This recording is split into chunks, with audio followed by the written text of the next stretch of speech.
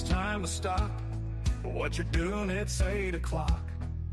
Friday night pizza show is on tap. LFS6B is where it's at. Whoa, oh. America's voice is the place to be. Got Slick, Delgado, and of course Big D. The show to watch, LFS6B.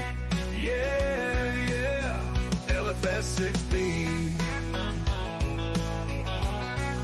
Slick does sports and dresses to the nines. Big D loves when he says it's rodeo time. Delgado might wear the tinfoil hat, but we all love what even is that.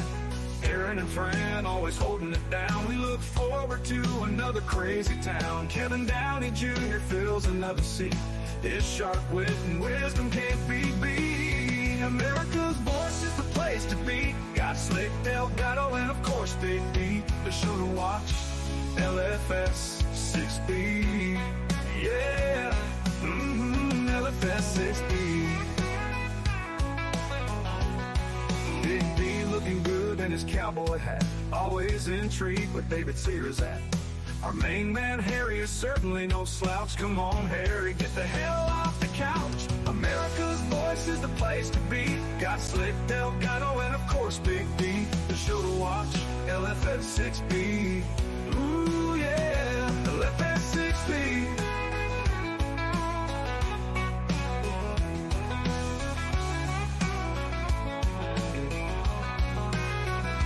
If you want some fun along with good insight, tune in 8 to 10 weeknights. Plenty of merchandise to be had. The odds makers reveal whose picks are bad. Hello, America's voice is the place to be. Got Slick, Delgado, and of course Big D. The show to watch, LFS6B. Yeah, yeah, LFS6B.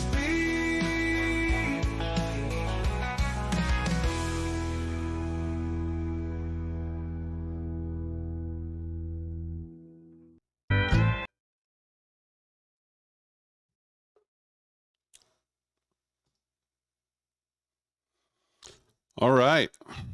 Good morning, good morning, good morning. Everybody can hear me okay? Let me know as we try to put everything back together from last night. Make sure everything's working. If you can hear me, make sure you let me know. Good morning, everybody. Yes, Denise on Facebook says, you can hear. Very good. Yes, Joanne in Ohio says on X. Good morning, everybody. Come on in. Woodrow on YouTube. Jinx on Facebook. John on Facebook. Rob on YouTube. Everybody, come on in. We'll wait a couple seconds here. Let some people get in here. Welcome, welcome, welcome. I'm going to pull up... I'm going to make sure I have War Room ready to go here. We can take a look at that. Is it long enough to consider Kamala Harris's resistance to concede an attack on democracy yet? Is that have we reached that spot here where we can? I'm very nervous here. I'm almost shaking with this attack on democracy. Attack on democracy. How many times can I say that now? I think we're long enough past this result where I'm feeling burdened again, and I'm feeling an attack on our democracy. I'm getting nervous. I'm shaking. I need more coffee or less coffee or something. This is how they treat our democracy. What can you do? What can you do? Feels pretty good to sit here the next morning after a complete, absolute repudiation of the last 4 years of Joe Biden, of Kamala Harris, of Hillary Clinton, of Bill Clinton, of Barack Obama, of Michelle Obama, of leftism, progressivism, the idea that America needs to be reshaped, rethought, anything other than re-energized, which it now is. Complete and utter and total rejection of all of that. In a way we've never seen.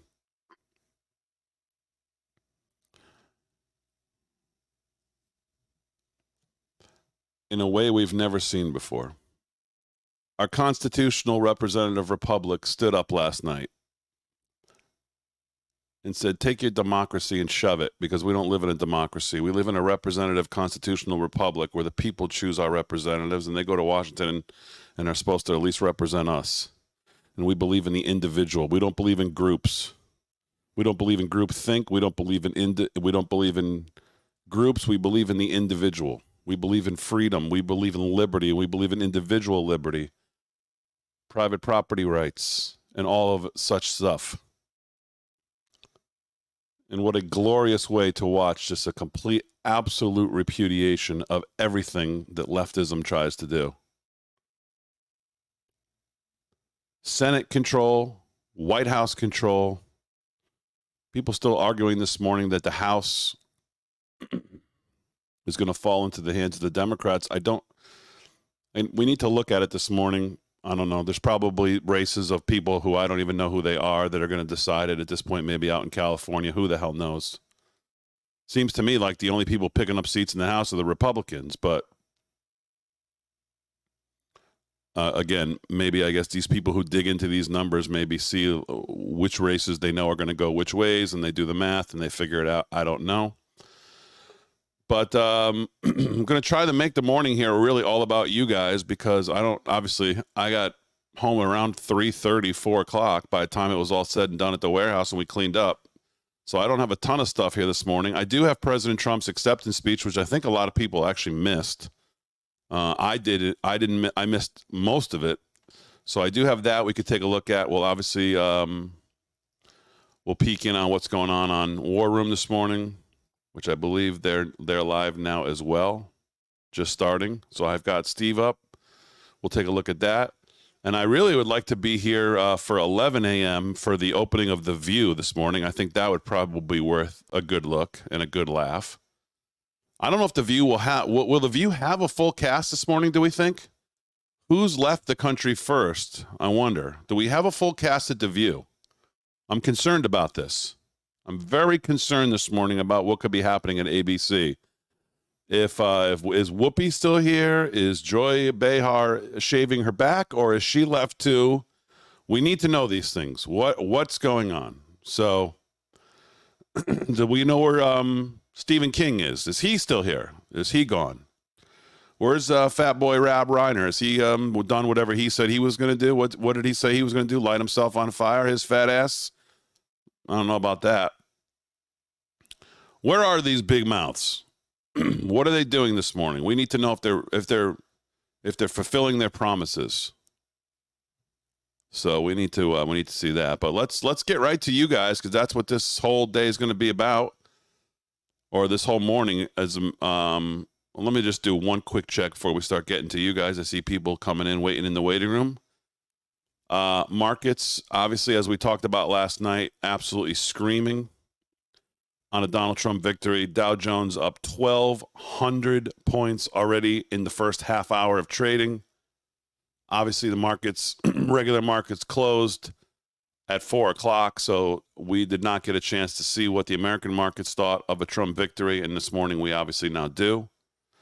Markets exploding higher. Dow Jones up almost I guess maybe 1,300 it was. Now it's 1,220 points, up almost 3%. Just went up again. S&P 500 up 1.78. NASDAQ up 2%. Russell 2K up. Crypto absolutely exploding. No surprise there, as Trump has been the crypto candidate. An increasingly growing number of people who were a single issue voter, as I've talked about for, I don't know, probably 7 months. I mean, not to pat ourselves on the back, but I mean, I need to go back through all of the shows in the last 6-7 months. I don't know how we would ever do that, and take a look at the predictions and take a look at the things we talked about and the things that the Republicans need to focus on. Man, oh man, have we been on a lot of them. So markets obviously like what they see. President Trump said that would be the case, and it is the case. Harry on the highway calling in. Harry, I'm live on air. What's going on? Let me call you back when I'm done. Say hi to the audience, Harry. Drip. What'd you say? I need an Advil drip. Everything in my body hurts. Single, my pinky, my ass. All right. Me too. 4 a.m. I got home. I'm streaming now. So let me talk to them and I'll call you back. Farmer Brooke is laughing at you. Farmer Brooke is laughing at you. Okay. Okay. Bye. All right. There goes Harry. Harry got off the couch. Harry, you got off the couch and voted. God damn it. Good job, Harry. Turbo 231 girl, come on in here. Let's get this set up the right way so we can talk. How are you? Oh, I don't have any audio from you. Make sure your mic's unmuted. There you go. How are you this morning? I am tired, but I am energized and happy to be here. How are you? Oh, I'm excited as all can be. It's a wonderful day for us all. Ohio came through. We got Bernie Moreno in there. We said no to issue 1 for the gerrymandering. So everything is a good, great, wonderful, blessed day. Pretty amazing. I mean, when you go through last night, I mean, as we were doing the coverage, I was thinking, I don't think there was ever a time, I mean, throughout the coverage, I don't know how you all felt. You could tell me as I talked to you one at a time here. Was there ever a time last night that your palms were a little sweaty at all? Did you ever feel a little nervous about where we were? I would say yes on some. I mean, I kind of was with thinking that we weren't going to take as many as we did statewide, but we really did. We did awesome. But with Bernie Moreno, I was kind of scared because Sherrod Brown has been always with us so long. So I was a little concerned about that one more than Trump. But obviously, we pulled it through. You guys hit it out the park with getting everybody out there and Charlie, Kirk getting everybody out here to get us to vote and do what we can do. And we had a bunch of people at Trick or Treat around here on my street that had all the Harris Waltz signs. I'm ready to send them a sympathy card this morning, I think. I'm sorry for their loss. Yeah, they seem to be. Yes, we try to be gracious in accepting the win. Not too much because they don't deserve it, quite frankly, if we're being honest. But we still try to be bigger than them. Take the high road here. But you're right.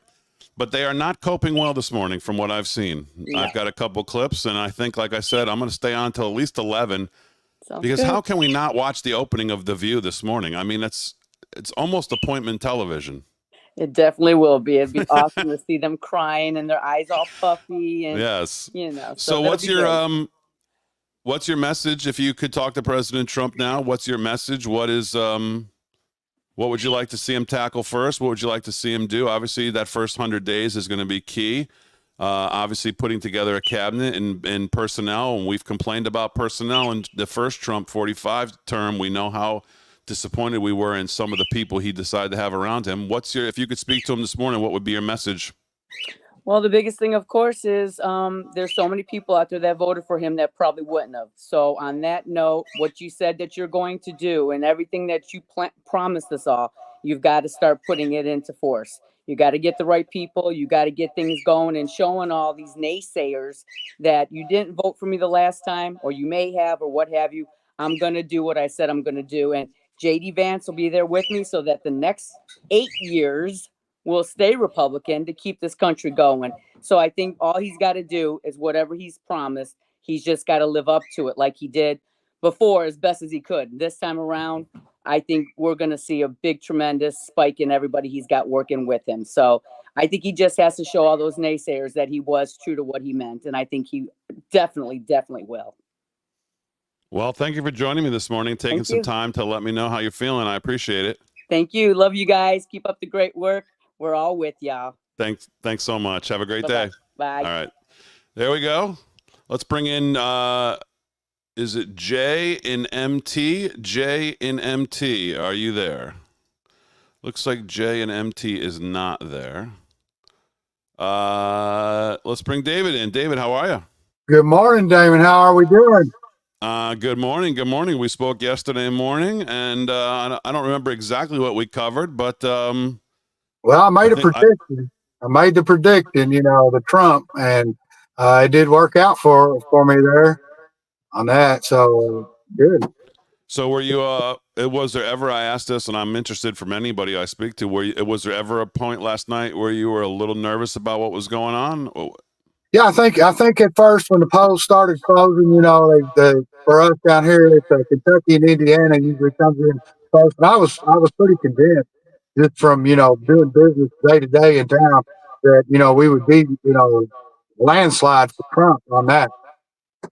So that first part, as it first started with polls reporting numbers, a little nervous there at first, but later it got more comfortable. I got with it.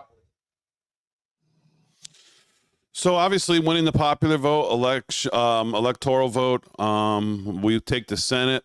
Obviously, there's a lot positive. One of the things I've been thinking about this morning, and just because I heard somebody say, when you own all three of them, and again, I don't know what the math is on the House. I know people are saying the House, we're maybe in some trouble in the House when all the numbers are put together, all the races are put together. Either way, if the Republicans take the House, we hold all three. You have to think, in 2 years, anytime you have an incumbent party that's going to have all three, obviously the midterms become an issue. The Democrat Party is, and if they win the House now, this is a problem that actually shows up on our front doorstep a lot quicker than what I'm going to talk about now. But if we hold the House, Hakeem Jeffries is sitting there in the wings looking at the speakership and going, I'm next. And it'll be interesting. It's going to be interesting to see how President Trump and the Republicans think about the first 100 days and the first 2 years and whether they can avoid a Speaker Jeffries come 2026 and what these first 2 years, as far as, again, who he puts together in the cabinet, what are the issues they're able to tackle, what are they able to actually get done. Because a Speaker Jeffries is a real problem for the country long term. It's a problem for us short term if they take the House now. So it's all roses this morning as we think about it. But if we're thinking downstream to who the next big problem is, he's probably at the top of the list, wouldn't you think? Yes, sir, I do. Because initially in the business of whether it's like groceries where I'm now, or whether it was appliances where I was, or automotive before that. These guys think forward all the time. So that's what I'm thankful about his business experience is because he has a forward thinking. So, but Hakeem Jeffries and the House is going to play a role because we're going to need the deregulation. We need the businesses, they're ready. I mean, literally this morning, guys in the oil business are linking up, getting ready, drill, baby, drill. So there's a couple of things. I'm hoping that he can handle 2 or 3 things that are pretty big all at once, and I believe he will. In his victory speech last night, he said something that I believe, and that he said, promises made, promises kept. And I believe him more than I would any politician that I've ever heard in my entire lifetime, with the exception of Ronald Reagan, that I would put more faith in what he said. So I'm hoping he can tackle 3 major issues right off the bat. 2 of them involve major business because these corporations, they are thinking forward all the time. And our government hasn't done that. And that hurts the employees, the business owners, everybody. I feel like who voted yesterday voted with their pocketbook. And we, so hopefully that we do have enough of the House to get some work done, because the deregulation and a lot of stuff that we're going to need to get the actual business into things going does involve the House. So that is, but he's a pretty forward-thinking guy, and I think I'm talking about President Trump, thinks forward more than what most of the normal everyday American thinks about. That's why I thought it was so important to get out there and push for him and get him into that second term. And like I said, I'm already forward thinking, not just a year or 2 in advance. I'm thinking as far as getting Vance in the future, because it's going to be good for business. What's good for business is good for these Americans. I can't sell what I need to sell if you ain't got the money to buy. So a good economy means those people have money. Right now, they buy what we're selling because they have to. It's groceries. but I want them to buy everything, not just the groceries end of it. I'd like to get back into the stuff the items that people will buy when they're doing well. The boats, the jet skis, the golf carts, the things. That's why it's not a total shutdown on everything that they brought into the game. The electric vehicle, that stuff is successful in certain markets. It has its place. Elon Musk, I think, will hold an important role in his administration, and he owns and builds the electric car that, as far as I'm concerned, is probably the most dependable electric automotive product out there. But it's not viable for us as a nation to think that we're going to haul all this product, build all this GDP, and then, and do it on electric. The Democrats were out of line on that. I don't wish them any negative.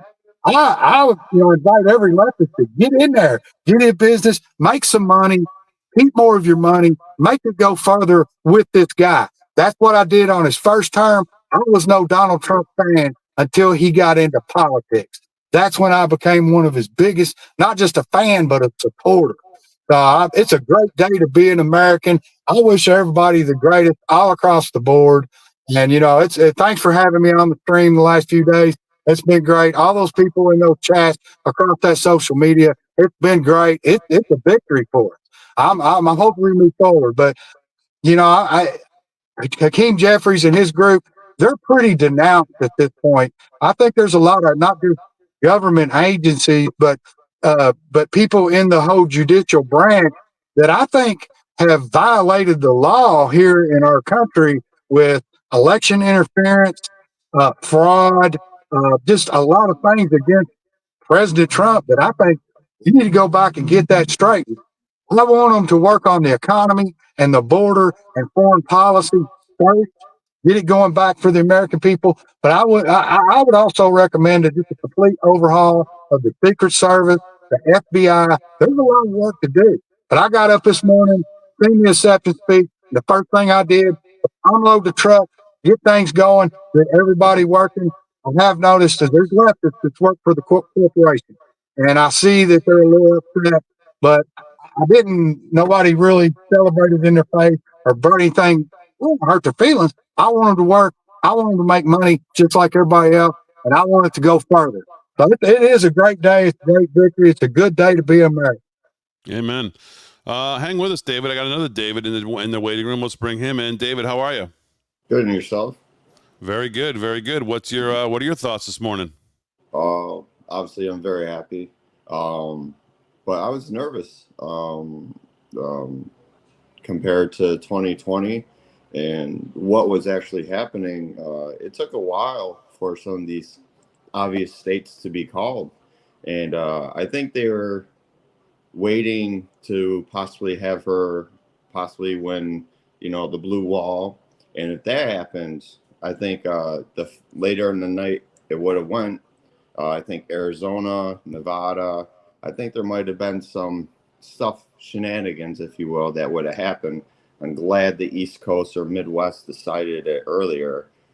But I really think it's not time to let up. I think the RNC really needs to put their foot on the gas for the midterms because you can't get a lot done. It takes time, unfortunately, in Washington, even if he has all Republicans, all the political stuff. But they're going to need to get out the vote during midterms so they can keep the House and Senate and all that.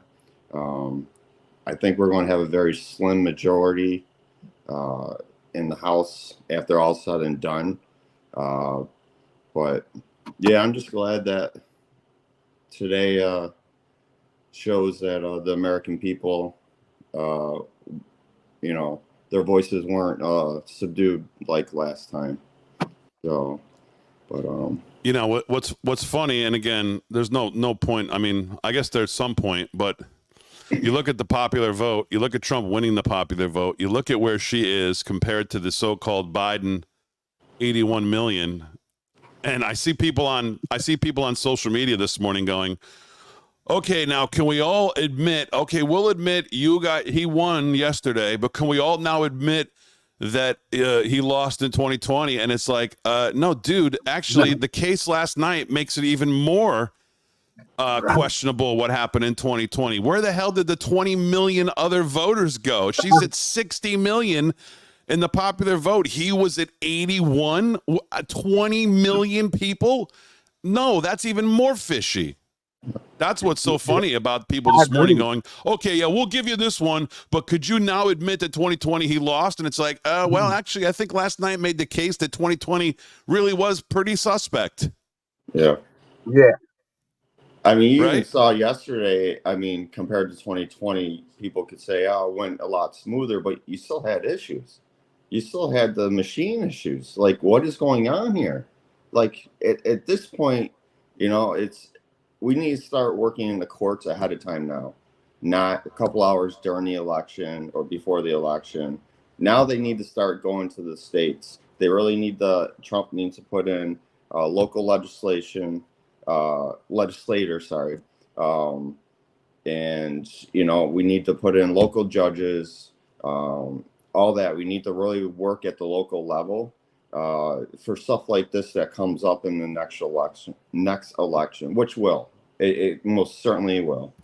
So I was joking, I guess it was last week, that I said if Trump wins, you know, you kept hearing all these leftists on social media and all these so-called geniuses on talk radio and on MSLSD and on CNN. We need to extend the Supreme Court. We need to revamp the Supreme Court. We need to. I'd love to see Trump come out. I mean, I don't actually think it's a good idea, but just jokingly, if he ever said, you know, I think expanding the Supreme Court is not a bad idea, and I think I'm going to put up 3 nominations today as my first act and watch what happens. But when you think about, seriously, when you think about the Supreme Court and what happened last night, man, talk about an exhale. The Senate and the White House, that is the biggest exhale that I think we may have from last night. If you think about what the makeup of the court could look like in 4 more years, who could be retired, you know, do Alito and Thomas think about now in the next 4 years saying sayonara to their lifetime appointment? President Trump takes 2 mid-40s, older 40-year-old conservative justices and reshape the court.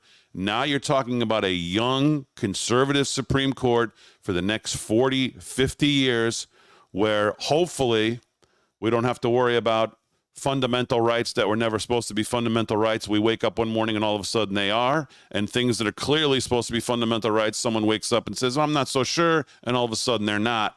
That, and I haven't heard a lot of talk about the Supreme Court because there's a lot of stuff to focus on, but boy, I'll tell you, that's a big exhale for me as the Supreme Court. We take the Senate, we take the presidency. No Democrats standing in the way of what happens there in the next 4 years. If there's retirement, God forbid there's a death. No, you know, we saw what happened, obviously, in his first term. So anything can happen there. At least we have protected that institution. yeah, unfortunately, 4 years is a short-lived, time for him to be. So whoever comes in after him is going to have the same views. And I think maybe JD and Ramaswamy might be a good pick to come in as his, VP. But I think there's a lot of work to do in every level, and it's not done yet. So, I mean, I live in Rochester, New York, which is Western New York. And I went to the polls. I had a Trump flag on my vehicle. I made the most fans I've ever made in 15 minutes just driving to the poll. So, yeah, there's a lot to get done in the next 4 years, and the appointments he puts in is going to be huge. You know, yep. I mean, you got to put in people that, especially when you're going to control the Senate and have them approved, you got to put in people like Bongino. You got to talk, even if they don't want to, you got to talk these people into these jobs because they're out there and they want the reform just as bad as the American people, and they're not going to mess around. They're just, hey, you're done. Time to bring in some other people. Stuff like that. A lot of TV personalities, that have background in whatever it may be, I think may be the way to go at this point.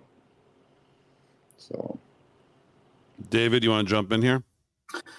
Yeah, I think that's one of the things that especially during the first term for Trump, that I've seen is that he is somebody that can get in there and get the personnel that we need, and when they can't get it done, they get replaced. It was kind of the whole thing that it made me a big supporter, because out here in the real world, you got to be able to turn that profit, especially the last 3.5 years since the Democrats ran things in the ground.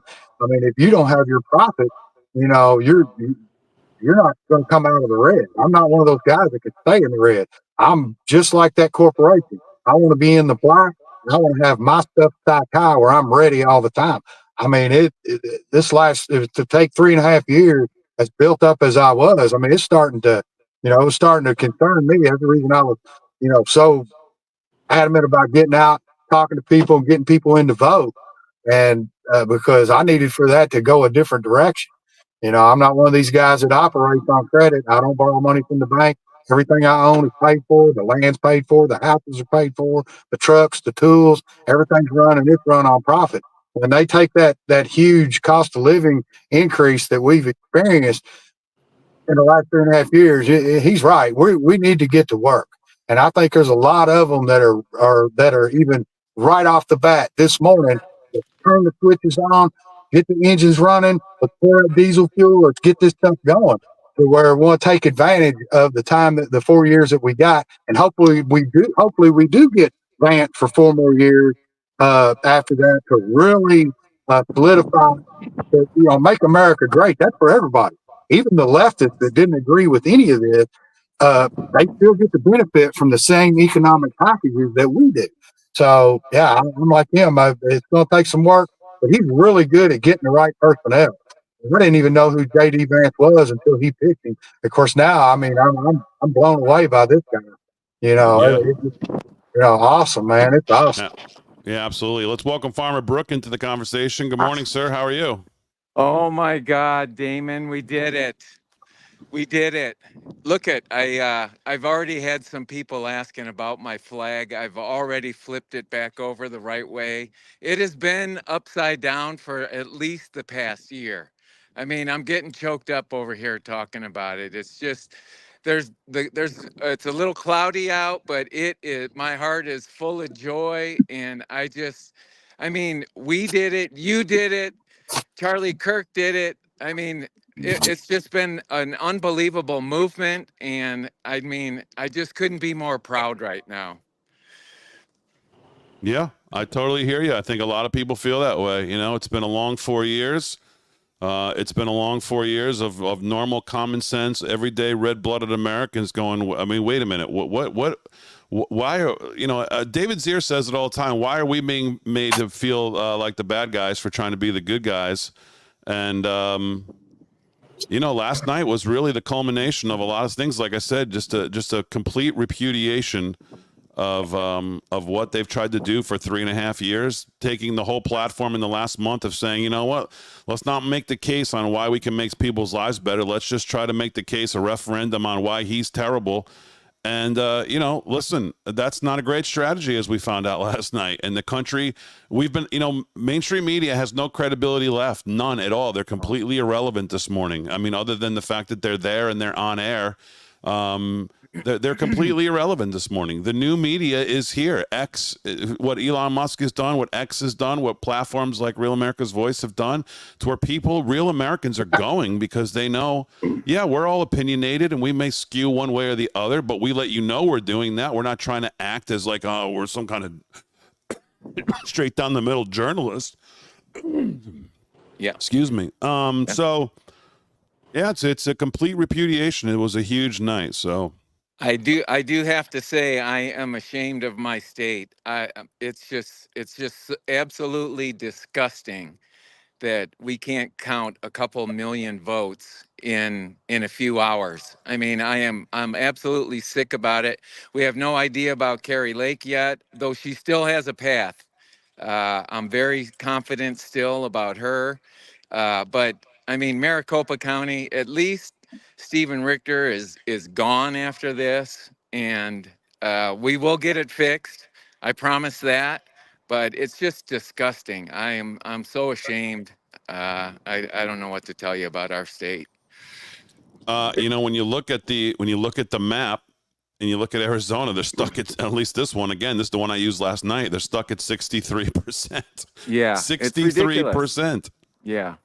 Trump holds a 5-point lead in Arizona, and then getting over to Kerry Lake. I mean, I tell you, I still am baffled by the Kerry Lake situation. I mean, this one has her down to 1,000,001 to 1,050,000 down to this creep. But I mean, I tell you, look at Dave McCormick in Pennsylvania. He's a winner. You look at the coattails Trump had across other places. I do not understand the Kerry Lake situation. But maybe I never will. I don't believe it. I still do not believe it. There is no way. I mean, Gallego like I said yesterday, he is such a POS. If people knew his story, if the truth was able to get out earlier, but I'm still confident. I know she's going to win. I mean, we have smart people in this state. Yeah, let's hope you're right. Yeah. Guys, thanks all for jumping on here. You guys are great. Always bringing great stuff, all of you. I hope you come back. Well, I'm going to keep doing this in the morning, so look forward to talking to you. Thanks so much. You all have a great day. Okay, thanks, David. Good job, guys. God bless the USA. It's a good one. Thanks, guys. Yep. All right, there you go. Good stuff from the audience. Good stuff. Fun to do. Always bringing good stuff. If you haven't clicked on the link, if you want to join me, you're more than welcome to. We'll be here. Let's jump over a little bit. Let's see what Steve's talking about.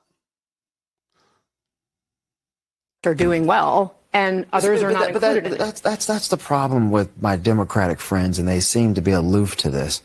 You can point to all the charts in the world. People know how much money they have at the end of every single week.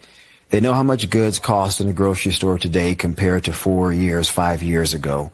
And running on the message that Joe Biden and Kamala Harris have done wonderful things for the economy is just not real for everyday people. And it's why they said, with all due respect, Madam Vice President, we're rejecting this notion. And we do want to go back to at least the first 2 years of the Trump term that we believe were a whole lot better. That doesn't exist. You can't. So why didn't you win? Why didn't your candidate win then, Karen, if that doesn't exist? That has nothing to do with whether or not we won. My point is we can't. Great. You're going to get in a time machine and go back 4 years? The Vice President win if the economy was so great? That's not the point I'm making. So the point, don't look at me like that. What's the point? The point that I'm trying to make is that where we were in 2017 and 2018, we can't just get in a time machine and go back. Your message didn't resonate. I said that. And I think to try to pretend and paint a picture, and Bakari, I get your points in terms of the charts. I get it. I'm a numbers guy. But most people are saying, I get the numbers. I don't have a 401k. I'm not invested in the stock market. I was just saying that for the first 6 for me. I came onto the set and Willie said, hey, by the way, because we were talking about the historic nature of this sweep. Yeah. And Willie said, do you know, he only lost Illinois by 4 points. 4 points in New Jersey by 5. I mean, you talk about we had talked about a red wave 2 years ago that never materialized. This is I've got to say, this is the biggest red wave I've seen since Ronald Reagan's 49 state victory in 1984.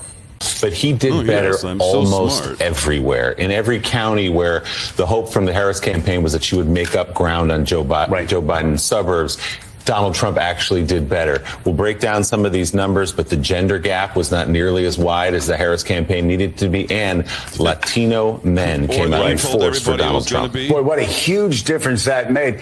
And, you know, that's really just part of the stunning outcome. I mean, America, first of all, is far more to the right than any time in our lifetimes, even going back to the Reagan years. And Donald Trump won in dominating fashion. But he did that along with other Republican candidates in the Senate races and the House races. They're likely to dominate all branches of government for the next several years. And Donald Trump not only broke out through that sort of hard ceiling of 47-48%. Think about this. He became only the second Republican to win a majority of the popular vote since 1988. In 36 years. And he did so after a week of polls, most notably Ann Seltzer's revered Des Moines Register poll showed Harris making remarkable inroads among the type of voters who would swing the margin for Harris in the blue wall states. The opposite actually ended up being true. Donald Trump won in a rout across Big Ten country, taking Pennsylvania, Michigan, and Wisconsin without a serious fight. And now with expectations rising in the Harris camp in the final days of the campaign in a historic ground game, when you look at the depth of it and the reach of it, this race still ended up being over before it began. This is a clear choice. This is what the American, 51% of the American people wanted. This isn't an accident. It's not the Russians. It's not some fluke. This is a choice, and the American people have made a choice. He is the legitimately elected president of the United States, and I think what Cheney said was absolutely right. And what she said at the end of her statement, I echoed in what I put out this morning, saying, now, if you really care about democracy, you care about what happens in courts, in state houses, in the federal civil service, in the military. There are these institutions are all still there, and they all require protecting. But I think one of the things that I'm really concerned about is that, and I actually had been having a bad feeling about this election for a while. It was cemented when I was in Pennsylvania about a week ago, and I had a long conversation with a Trump voter where I came to realize that there was almost nothing, this postmortem that we've all been going through about what Biden could have done, or Harris could have done, or Walz, or Shapiro. I'm not sure anything could have been done, because I think there's been something changed out there in America that's really concerning. Right. But I think the notion that these institutions will now all fall in January is wrong. But I think people have ignored that they have elected a man who has made it clear that he is basically lawless, that he has no loyalty to the Constitution. And I think, after the shock of this election wears off, this might start occurring to people again. And the only way to protect it is going to be in all those intermediate and state and local and federal institutions that all need protection now. It's Wednesday, 6 November, year of our Lord 2024. I want to thank everybody. We left you at about 3 in the morning on the 6th. I want to thank Real America's Voice about the coverage. I got Boris Epshteyn joins us. And Boris, there's two camps. America has changed. They didn't understand this. America's changed. And America doesn't care because they elected a lawless, fascist wannabe dictator. It's amazing. The mainstream media still does not get it. The left media still watch Morning Joe this morning, watch CNN, our crack team here, read the New York Times. It's quite stunning, Boris. You and I have been doing this now for 10 years, and they haven't bothered to do any of the work to really see where the country is. Your thoughts, sir? Steve, congratulations to you. You're a warrior. And what you've put into this movement is unparalleled. Congratulations to the Moral Posse. And congratulations to President Donald J. Trump, the 45th and 47th President of the United States. And it is the work of the beating heart of the MAGA movement, the Moral Posse, the Grundoons, all of us who have been out there day in, day out. And Steve, just the other day, I remember I was on the tarmac in Pennsylvania. I think it was maybe either Sunday or Monday. I think it was Sunday. And you talked about the memory of Jan 20, 2021, being on the tarmac at Andrews Air Force Base when President Trump flew out, and how quiet it was, how our phones weren't blowing up, how people went and pretended we didn't exist and wanted us not to exist, and wanted President Trump to go away into oblivion. But now we wake up to hundreds and hundreds and hundreds and hundreds of messages and emails. And why is it? Because President Trump is back. The American people are back. The American people are back, and we are going to make this country great again. President Trump will make America great again. And that is the action item. That is the sound. That is the voice. That is the call to action that energized America yesterday all across the country. And that is what these hateful, spiteful, cynical liberals do not understand. Not all of them. There's some honest old school ACLU liberals leaving their things. That's fine. But many of them came and voted for President Trump last night, and that's why the president is marching to over 315 electoral votes, 315 or more. That's why he won every battleground state. And that is why we are now able to take America back from the brink and have President Trump put our strong border back, put our strong economy back, crush inflation, make sure that we're respected by adversaries and allies alike. And that is why it is so sweet to look back and think back to those moments on Jan 20, 2021, when President Trump left D.C., crooked Joe Biden was and Glad and Kamala Harris were inaugurated. And here we are. All right, so we'll keep checking in on what they're doing there. Let's bring our old friend Lonnie into the. I hope he's still not in the garbage can here. Let's bring Lonnie in. Lonnie, how you doing?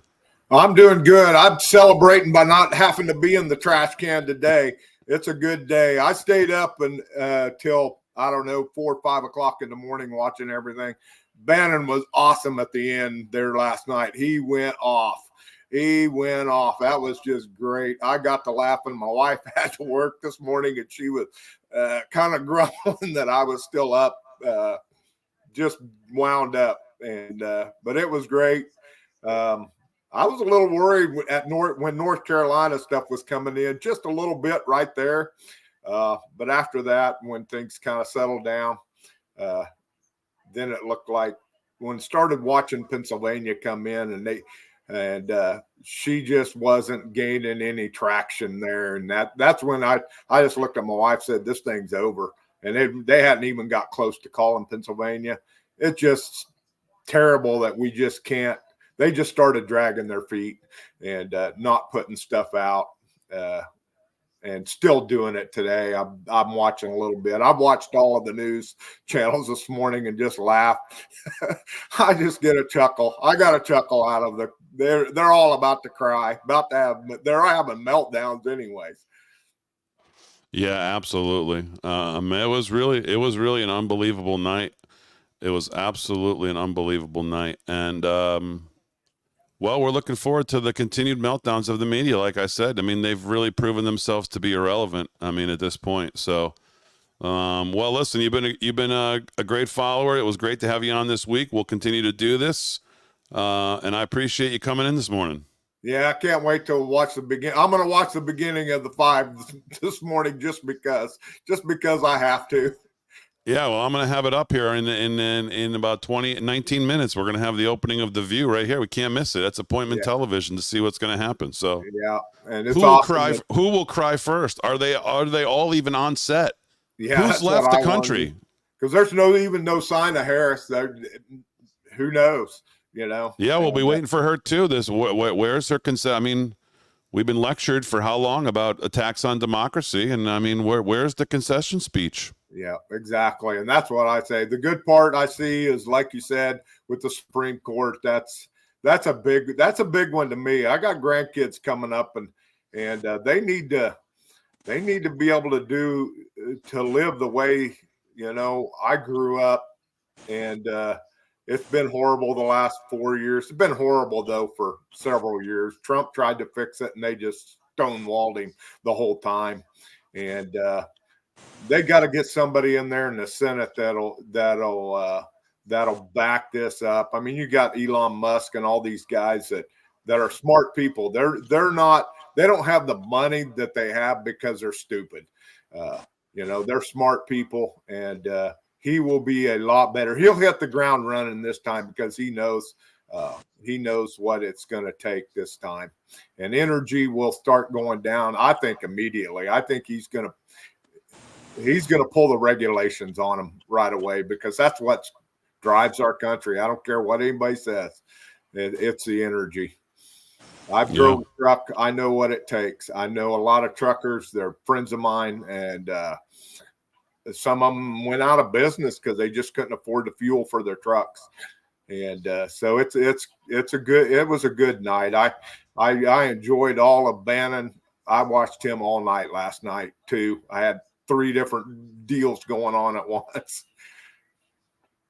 Slickster, welcome on in. Good morning. Good morning, Big D. It's a new morning in America. A new dawn, baby. I love it. Absolutely. It was a short night of sleep, but here we are. Oh, was it ever? What's your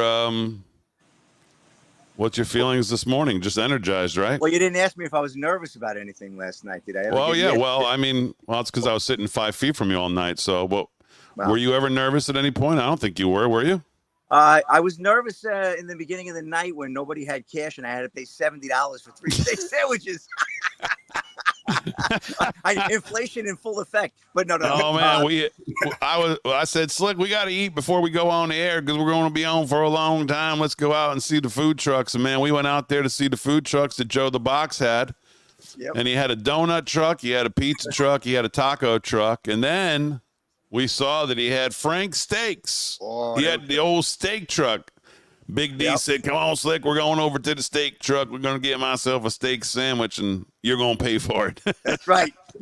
We had skirt steaks, and Damon skirted the payment. But at the end of the night, we had a lot of fun. Lonnie, if you were there at the America's First Warehouse, Slick would have bought you a steak sandwich, too. It was damn good. I told my wife, I said, that's one place I'd really like to have rode my motorcycle to. Because I travel the country on my bike, and I'd love to have been there with you guys. That was I just seen it all and seen everything going on. That would have been just everything going on. That would have been awesome. I can't think of a better place to have been last night with this historical. Oh man, it was so lively in the room. I'll tell you.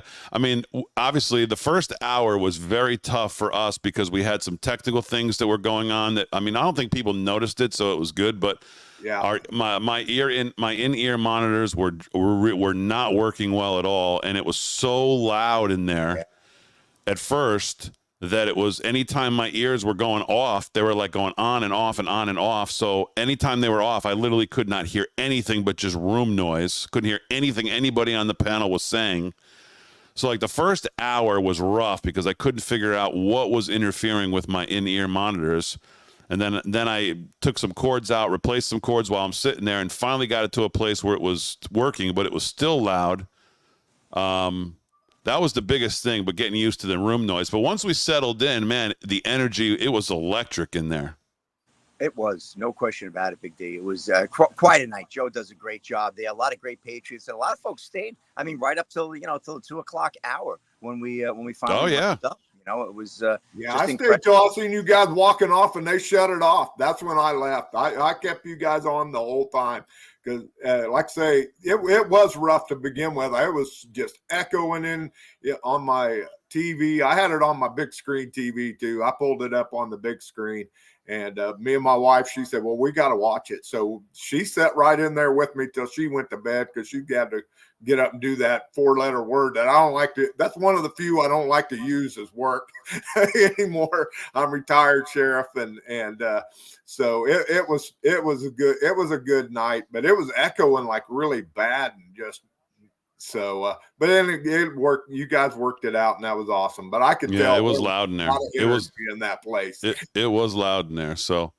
Lonnie, thanks for jumping on this morning. Appreciate it. You bet. I appreciate you guys. Slick Rick, our Cowboys are just tanking. Just let them tank now. Just let them tank, and we'll move on because we'll have new coaching staff to kind of that'll get things.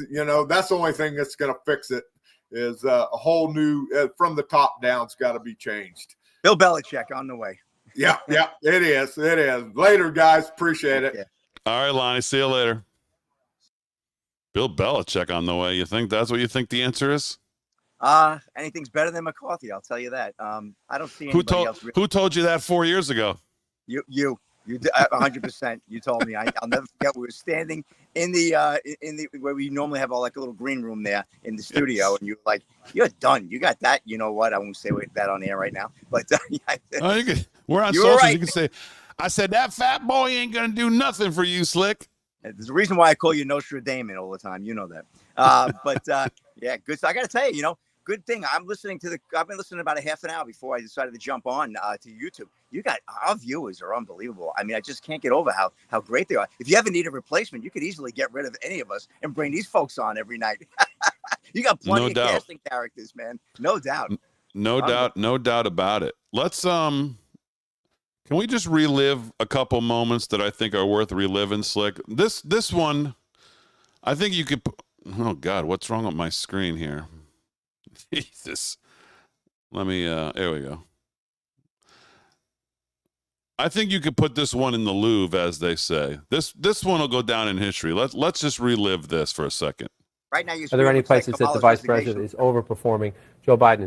Are there any places that the vice president is overperforming Joe Biden in 2020? So we could show you that as well. We just bring that out here. Harris overperforming in 2020. Holy smokes. There you go. So let this go away and see if there's anything on the east side there. Literally nothing? Literally nothing. Literally not one county? By 3% or more. Are there any places that the vice president is overperforming Joe Biden in 2020? So we could show you that as well. We just bring that out here.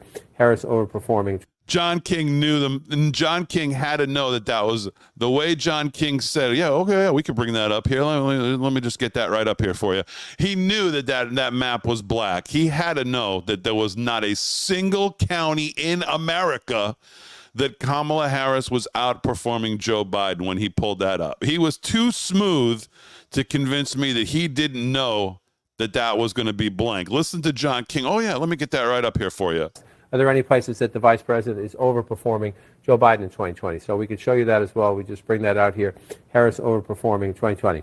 Holy smokes. There you go. So let this go away and see if there's anything on the east side there. Literally nothing? Literally nothing. Literally not one county? By 3% or more. Not one county. Not one county. Here's another one. It's going to be okay. It's going to be okay, right, Joe? I mean, Well, yeah. It's going to be just everybody take a deep breath. I think it's going to be okay. Donnie douche. It's going to be okay. Yeah, it's going to be okay when we relegate you to the ash heap of history for moronic douchebags. That's where we're going to put you, Donnie douche. That's when it'll be okay. What a jerk.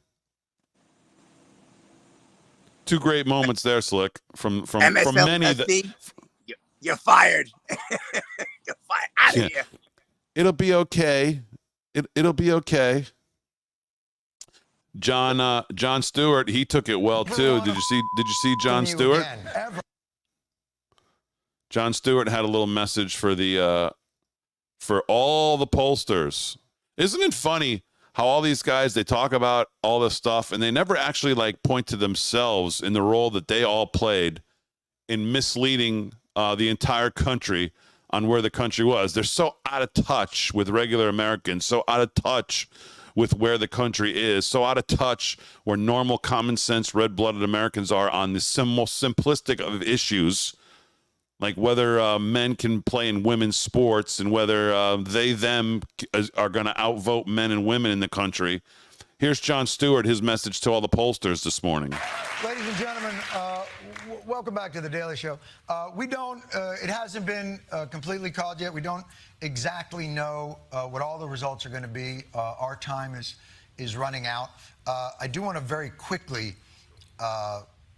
send a quick message to all the pollsters, the election pollsters. Blow me.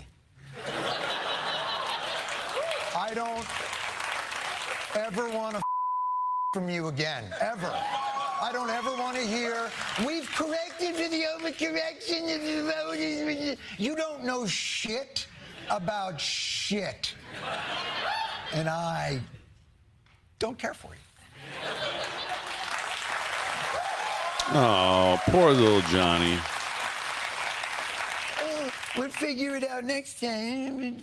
Oh, plus or minus, we were in the margin of blow me. Okay. Look.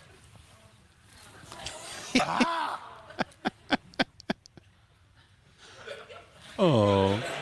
Look, we don't cry. Here's the thing. Don't cry, Johnny. Don't cry. Don't cry on TV, Johnny. Don't cry. Oh, what can you do? What can you do?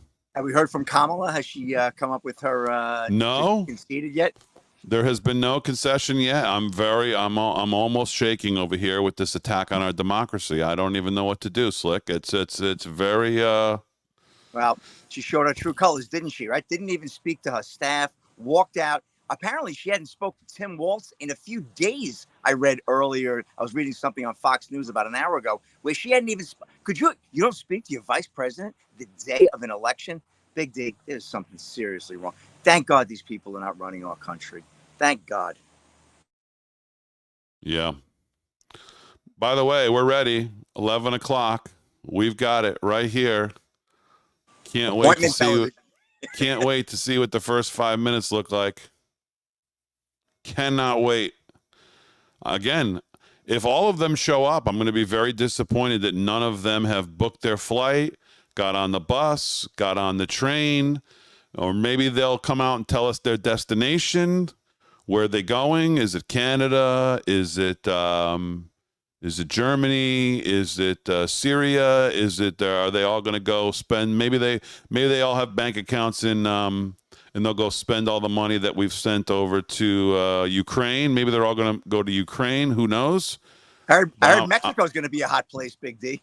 Yeah, it could be there. It could be Mexico. Let's see where. Well, at least they know if they go to Mexico, they can just come right back across the border if they want to come back here, and they won't get questioned, at least for the next 2 months. After that, though, once you're out, it might be a little different. Shut it down. But I will be disappointed if they're all on set and none of them have left yet. None of them have left. Kamala wouldn't have conceded yet as of this morning. I mean, this is total attack on our democracy as far as I'm concerned. It hasn't risen to the level of insurrection yet, but you never know where the day is going to go, so we got to keep our eyes on that. But, I mean, if she doesn't concede and start to get ready to oversee the Senate as the vice president in her role on January 6th to certify this election, we'll see what Jamie Raskin has in mind, that little creep, as maybe he's got some ideas. We'll have to be following that as well. But I think the first thing she has to do is concede this race and get out there and speak and save our democracy, because we all can't stand for attacks on our democracy. Yeah, but Damon, she doesn't do press conferences. Don't you understand? So how's she going to possibly come out? Well, once they've written it, I mean, I'm sure she couldn't have done it last night because they needed, time for some putz 20-year-old speechwriter to write something for her, because God knows she couldn't just come out and talk.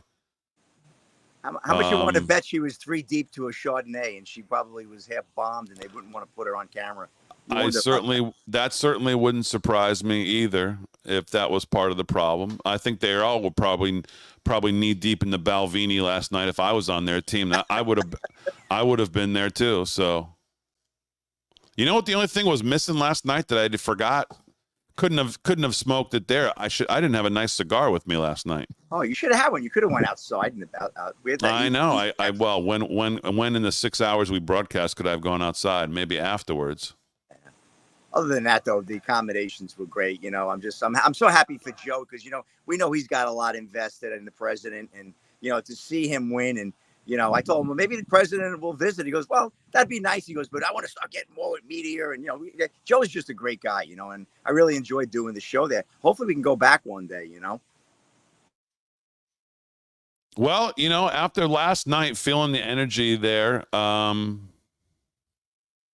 I spoke to Joe a little bit about, if we can get the right tech in there for us for what we want to do and how we want it to look, which we had to do a lot of work. Fran and Aaron did a unbelievable job to get that to the point where we got it to, given what we walked into. If we can get that fixed and we can get some tech in there that's good, I would do a Friday night live America's First Warehouse every week with a live audience. Little live music, Big D. You know how we love the music live, too. We could do some live music.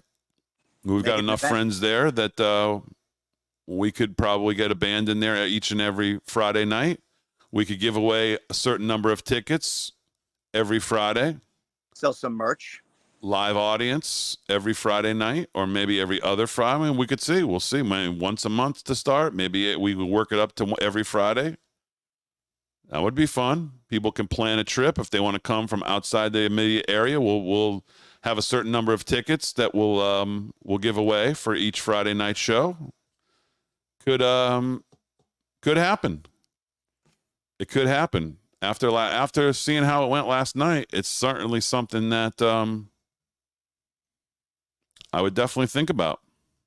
Yeah, and shout out to Fran and Aaron. They were incredible. I mean, they're just consummate pros, Big Dig. They were like, I mean, every time there was a little something, boom, they were so on it. So, kudos to us. We're very blessed to have them. Absolutely. The two of them, I mean, just couldn't do it again. And, back in the day, Gio was the same way. Just couldn't do it without them. They're so talented and so good. And Aaron and Fran have taken it to a whole nother level. Absolutely right. So, well, the moment has arrived, Slick. The moment has arrived. The opening should be something else. Let us see what this opening looks like. Will there be let's take some action here. Will there be tears in the first 5 minutes of this show from somebody in the cast? Will there be actual physical tears streaming down someone's face in the first 5 minutes? Yes or no in the chat. Let's go. Yes or no in the chat. For there will actually be real tears in the first 5 minutes of The View this morning here on a Wednesday, November 6th, where Donald J. Trump has been elected the 47th president of the United States. What do you think, Slick? I think crocodile tears, perhaps, but no, I think they'll hold it together for the most part. They probably all cried out from this morning, but we'll see. It's going to be interesting. I can't wait to see Whoopi's face, huh? That ought to be something. But I don't think there'll be tears. There'll be a lot of. Think it'll be more anger? There'll be anger. What are they going to say at this point? So, well, Slick, thanks for jumping on. I'll let you go. All right, Big D. I'll see you later tonight, hopefully. I'll see you tonight. Have a good rest of your day. Okay, pal. Thank you. All right, buddy. Everybody. All right, there the Slickster goes. Let's just jump back in here and listen to a little bit of. No, this is full spectrum dominance. I mean, you have the House, you have the Senate, you have the White House now. Yeah. And you have the Supreme Court. Womp, womp, womp, womp. Yes. That's right. Beautiful thing. DeGrasse, what's your social media? People want to follow you. At DeGrasse81 on X, at DeGrasse on Getter Truth. Thanks, Steve. This is a historic day. But let me tell you, Republicans are already up. Meetings are happening all across the board. Policies being laid down. Transitions rolling. People are moving. This is a great day. It's a great day. And it's a great day, Alex, because of all the hard work you've been doing over the years. Very, very, very special. Steve. Thank you to the Thank you, Steve. sir. Bye. Folks, you know how tough, these House seats are knife fights. Tough. But it looks like not only we held it, we may pick up a couple of three. Okay, so that's what I'm talking about. You don't know. What are people saying about and the if House? Everybody can go and get onto Joe Kent's and get the status there, he may need some help. Is it McGinley by phone? We're going to get Bill McGinley. Say, let's go to Mike Davis, the Viceroy. Mike, I noticed this morning, and it's not that I don't want to start off in a chipper mood, because we won. But, the war room's got to be the realist here about what, because they're beavering away 24/7 to destroy this country. So overnight, we get the lectures, right? And so in even Morning Joe, they're going to be nice. They're going to be nice for a couple of hours because they have to, because they got beaten so badly. But then all of a sudden, Cheney, all of them are out there. We have to defend democracy. We have to have guardrails. They're lecturing us already about how President Trump has to comport himself and how his administration has to comport itself. Am I inaccurate that, Mike, or are you already seeing this? You're always right, Steve. And I would say this, after these Democrats tried to bankrupt, imprison, take off the ballot, and take off Trump's head. I think the American people delivered their verdict last night, and it was an overwhelming victory for President Trump.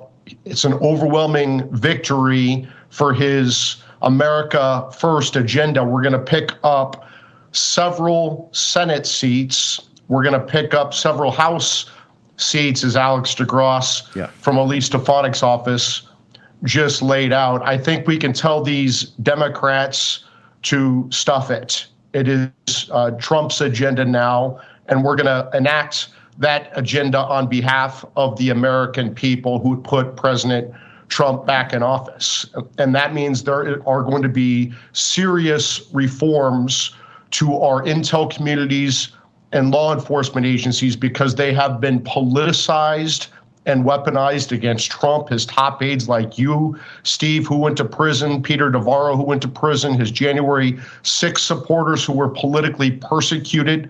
According to the Supreme Court's Fisher decision, they sicked the FBI after parents outraged by gender chaos in schools and the resulting rapes in bathrooms. They even went after pro-life Christians. A 75-year-old Christian woman gets sent to prison for praying at an abortion clinic while they give amnesty to Joe Biden and Hunter Biden, every scumbag Biden that took over $20 million from our worst enemies, BLM, Antifa, Hamas, Planned Parenthood, activists, trans terrorists. There is going to be a reckoning on January 20th.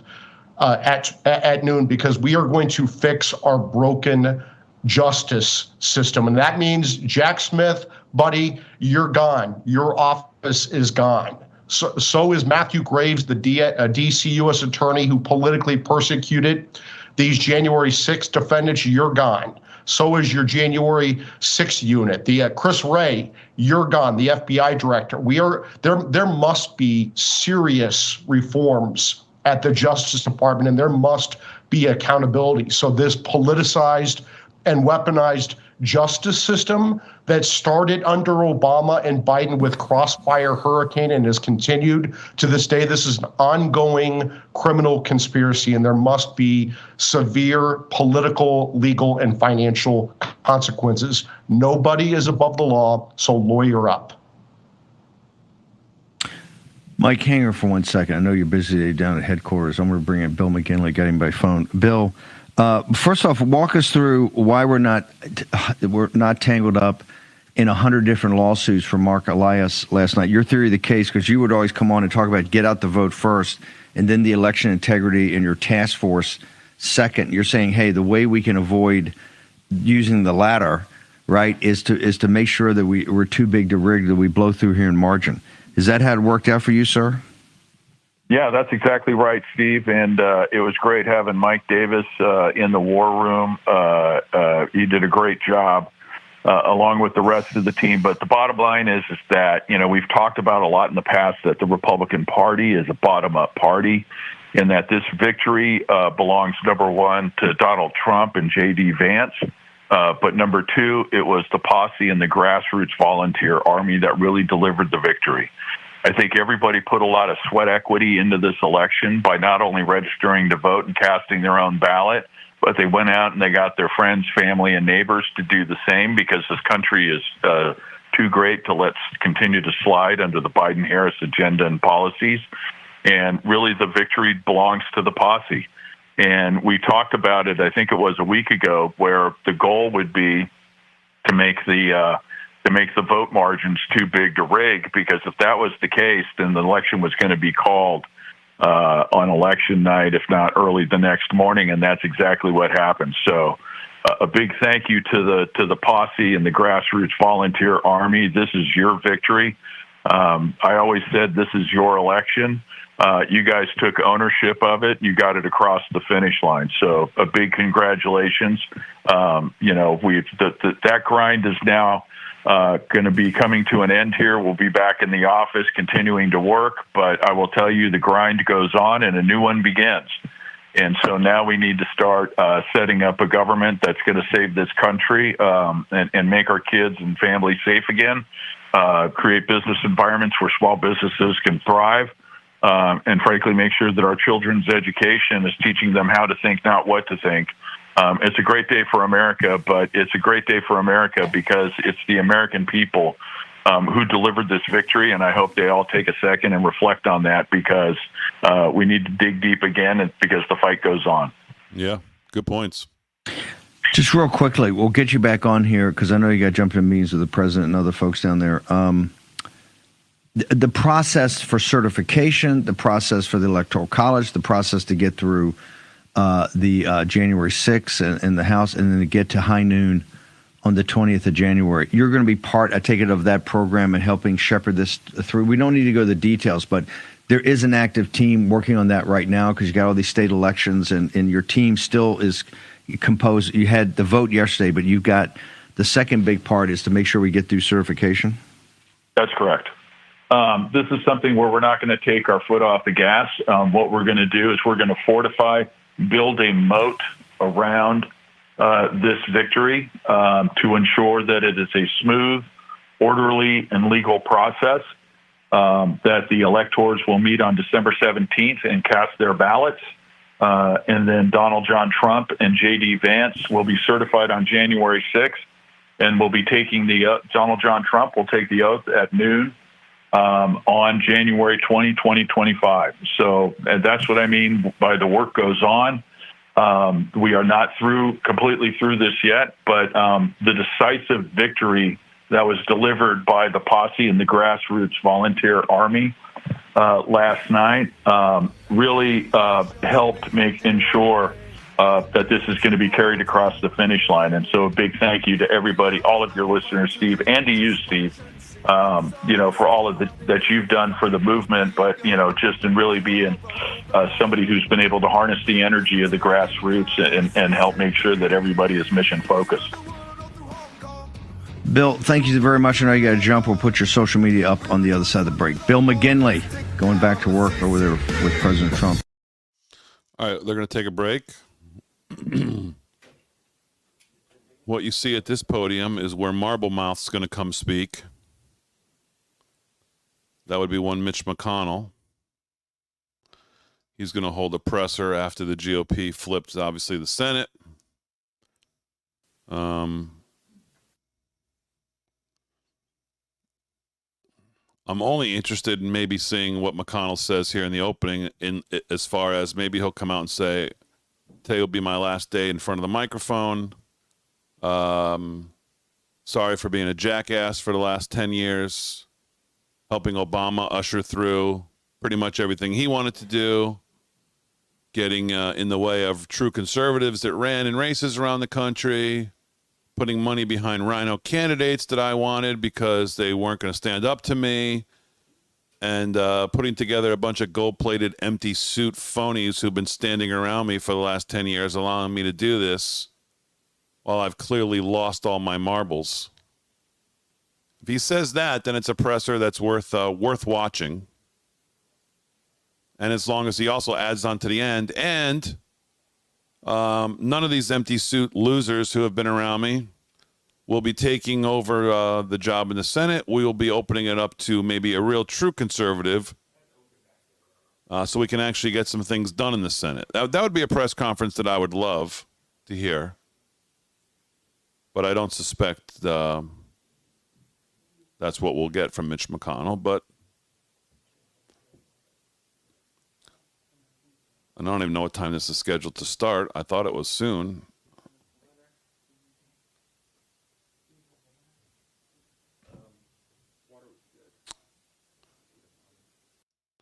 Just back to the map for a second on the House, because I'm with Steve. People talking about the House going to fall to the Democrats. I don't want to sit here and count the little boxes. But if I look at races, we're at 198. We need 218 for control. In Nevada, actually, you've got 3 more races. All the Democrats are in the lead. This one is somewhat tight. In California, You've got how many races in California? 1, 2, 3, 4, 5, 6, 7, 8, 9, 10, 11, 12, 13, 14, 15, 16, 17, 18, 19 races. Oregon, 20, 21, 22, 23, 24, 25, 26, 27, 28. Okay, 28. That one is still a possible win. That one does not look like a possible win. 29. 30, 31, maybe not. 30, 31, 32.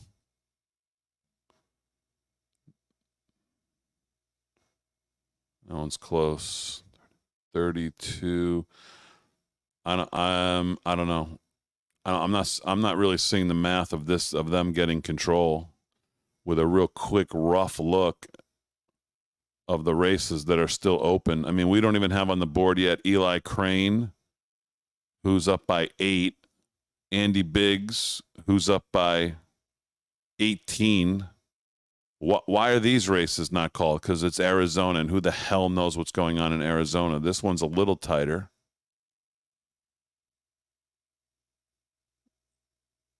This one could easily looks like it should be called up 10. This one's tight. This one's not. I don't know. I'm not exactly sure how the math works out that people are seeing that the House could fall to the Democrats, but I'm not seeing it. But I mean, I'm looking at the blue places where there's a lot of races other than California. And even if they win every single one that California still has open, doesn't give them enough to get to 218. If you take California, Oregon, Washington, all of the races that are open in all three, and you give them all to the blue side, it doesn't get them to 218. We have a couple that we're clearly going to win that are not on the board. So how do they get to 2? How do they get control? I don't I don't see it. Absolutely. And there needs to be for President Trump. And he laid out, and DeGrasse said, hey, in some of these House races, we may need some more volunteers, the Joe Kents and some of these recounts. So the volunteer army can see what's out there for them and participate if they want to do it. And those are two big things. And those are two processes that are going on. But the key point is, how is he going to govern? And I'm not going to go through a bunch of policy stuff today. We'll get into that. How is he going to govern? So tee up what because they're not just going to sit there, pat you on the head. You know, this is not Mr. Smith Goes to Washington. At the end, they reveal themselves. Oh, gosh, we really are crooks. You know, let Jimmy Stewart win and build the boys' camp. That's not how it works here. This is, if you want to see how Washington works, the best way to do it is read books about the late Roman Republic before the Civil War, or read books about the Roman Empire. It's a cauldron of not the best people that are here, for money and for power. They're not here for spirituality, mainly for money and for power. So tee up cash of what you're seeing. Well, they're going to do everything they can to make Trump's victory a Pyrrhic victory. And I know there was an MSNBC panel last night. They were patting themselves on the back because they weren't doing a January 6th type riot. And I said, no, what you guys are attempting to do is so much worse and so much more, quote unquote, anti-democratic. And Cash, we were just going through some of the kind of early statements coming out from Rosa Brooks, the founder of the Transition Integrity Project, Norm Eisen, Color Revolution Extraordinaire. And they're already laying out in articles that they've been working on with all these Never Trump groups for months now, with how they can actively sabotage the Trump administration, the Trump agenda, particularly this concept, get used to this, the guardrails of democracy that they want to buttress with state and local officials, creating what they call pre-commitments to sort of block whether it's mass deportations, but also the concept of civil society being wheeled out in droves. So I'm just curious, as I think the audience is, what are the efforts that you think the Trump transition team, and more importantly, the administration, is taking to preempt these strategies that to some extent are out in the open, but it's just the tip of the iceberg? Well, look, here is the spectacular thing about this monumental victory last night. They took on all of that, President Trump, his campaign, and his team, during this election cycle. They knew it was all coming in all sorts of forms and types and sizes. And so I think they are fully ready to take on this transition behind Donald Trump's great leadership and his team. And let me just tell you real quick, I got to tell you about this, what I saw last night, Steve. I know we were on the phone a lot, but I was with the president at Mar-a-Lago, literally standing with him. And he didn't hide in any rooms. He was in the ballroom. He was watching all the votes come in. He was with the people there for hours. And unlike Kamala Harris, he was there showing face, shaking hands, work in the room, work in the phones. And then he made the decision to head down to the convention center. And Steve, it was one of the most impressive things I've ever seen. Everybody at Mar-a-Lago got in trolleys to ride down to the convention center in true Trump fashion to watch the president of the United States deliver his acceptance speech. It was a monumental night.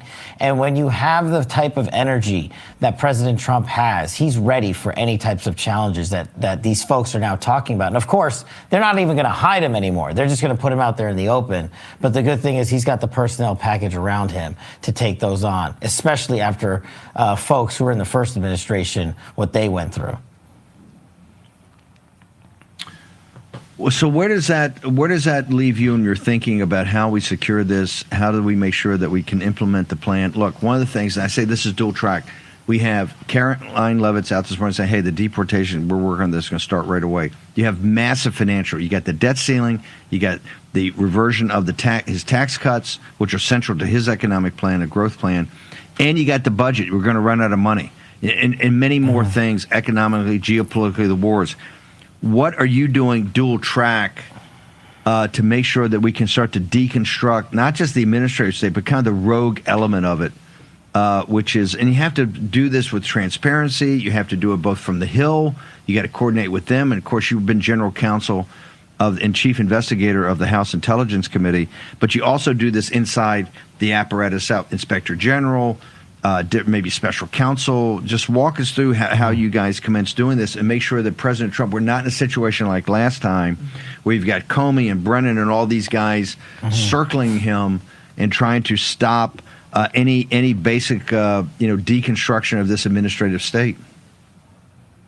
Look, if you want to, whatever you want to call it, Steve, deep state, administrative state, here's the thing, Steve, this is why you made the movie Government Gangsters, because you wanted to give everybody a roadmap. And President Trump called the book Government Gangsters the roadmap for 2024. So now let's use it, Steve. We put in the work, not for you or I. We put in the work for America to show them what to do. And we put it on the main screen. And here's a couple of key takeaways.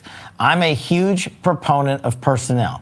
Personnel is how you take on any corrupt apparatus in Washington, D.C., because they are the ones in Washington, D.C., these government gangsters, implementing these corrupt, weaponized system of justice, intelligence, and defense.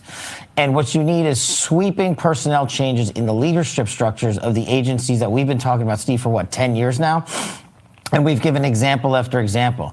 And what you have to do is, in my opinion, is take not one at a time, take them all at once.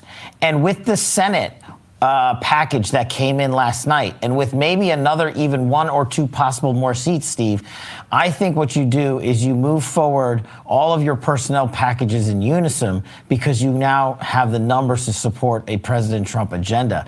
And hopefully Congress, as you said, it's a multifaceted effort. It's not just the executive branch.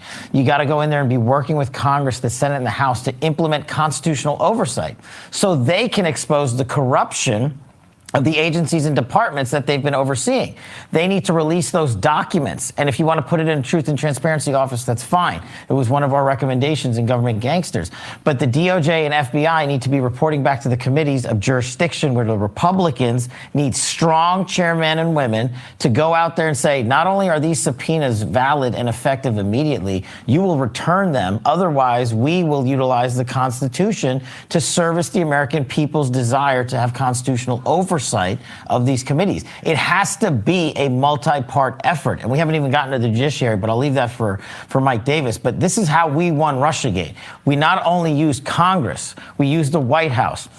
We use the power of educating the American public with the corruption author's own documents from FBI and DOJ.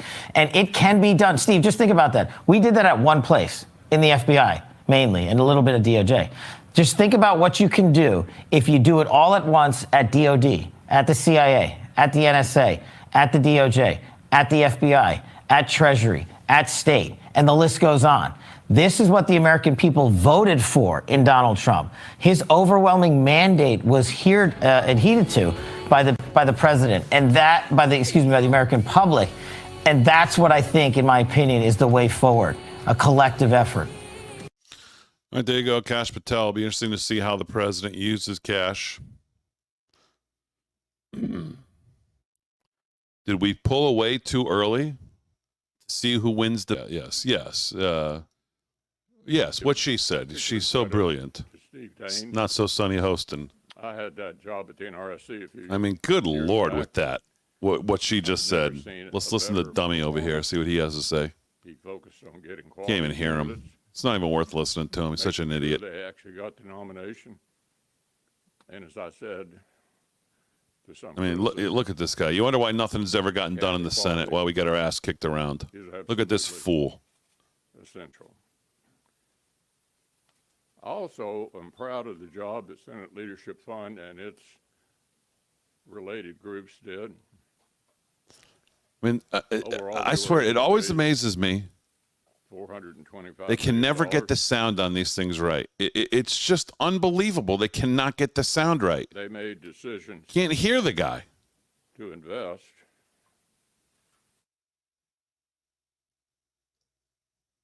All right. Who cares? He sucks anyways.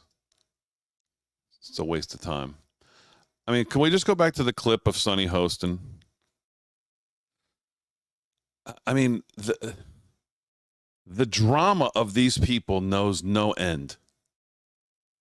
The made-up fantasy bullshit that they live in, it just knows no end. My daughter has less rights than me. I'm worried about internment camps. Really? Shut up. Read the room. People last night said, we're not listening to you. We're not listening to you or your type or your nonsense or your BS about threats to democracy and all of this made-up drama. Social Security's going away. This is going away. My daughter has less rights than me. Yeah. Well, we've been hearing all of you say that for all these months. And last night you got your answer on how people take that and process it and think about it. You know what they did? They gave you 2 big middle fingers. That's what they said about your nonsense. And here she is this morning with the same crap I'm worried about. She actually said, I'm worried about internment camps. Really? This is what ABC takes as talent, on-air talent? I'm worried about internment camps? I'm worried about my mother, a retired teacher. Why are you worried about your mother, a retired teacher, Sonny? Why? What's Trump going to do to her? Really? She'll survive. The country will survive. It survived much worse than anything that would have happened last night and where we stand this morning. It would have survived Trump. It would have survived Harris. It would have survived all of that.